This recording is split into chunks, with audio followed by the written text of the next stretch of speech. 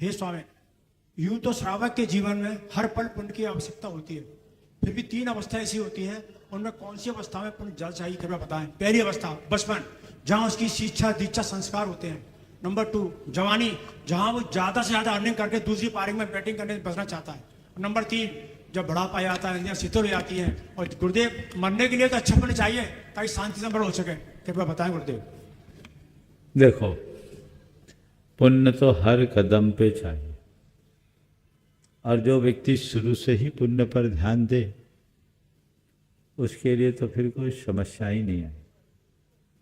लेकिन फिर भी यदि दूसरे दृष्टि से देखें तो व्यक्ति जो भी आता है पुण्य लेकर आता है, और यहाँ 2 तरह के लोग आते हैं। कुछ लोग पुण्य लेकर आते हैं और पुण्य कमा कर जाते हैं। जितना संचित लेकर आते हैं उससे कहीं ज़्यादा अर्जित करके जाते हैं, वे बहुत महान होते हैं। दूसरे श्रेणी के वे लोग होते हैं जो पुण्य लेकर आते हैं, पुण्य कमाते नहीं, अपितु अपने पुण्य को भोग के जाते हैं, उसे खपाते हैं। तीसरे तरह के लोग हैं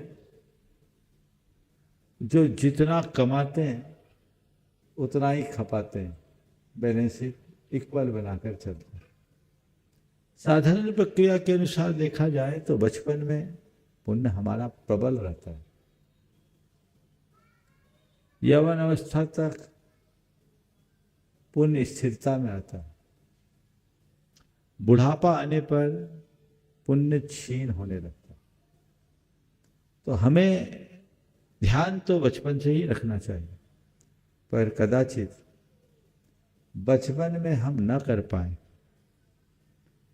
और जवानी में भी लोगों की प्राथमिकताएं दूसरी होती है तो पुण्य पर उतना ध्यान न दे पाए, तो बुढ़ापे में पुण्यार्जन को पूर्ण प्रमुखता देना चाहिए। मैं अक्सर कहता हूं, बचपन ज्ञानार्जन के लिए, जवानी धनार्जन के लिए, तो बुढ़ापा पुण्यार्जन के लिए सुरक्षित कर। समझ गए? बचपन में ज्ञान अर्जित कर लो, जीवन भर काम में आएगा।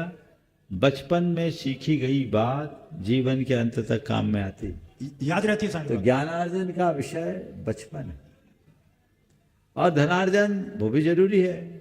तो यौवन अवस्था में आपके पास शक्ति रहती, सामर्थ्य रहती है, आप जितना बने धनार्जन करिए। लेकिन बुढ़ापा में अब ज्ञान और धन की जरूरत नहीं है, केवल पुण्य की जरूरत है, क्योंकि ये ज्ञान धन तो यहीं छूट जाएगा, पुण्य धन साथ साथ जाएगा।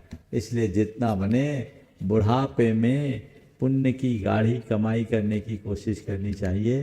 गोरख धंधा बंद करके परमार्थ अनुराग बढ़ाना चाहिए, जो जीवन को प्रशस्त है। नमस्तु नमस्तु।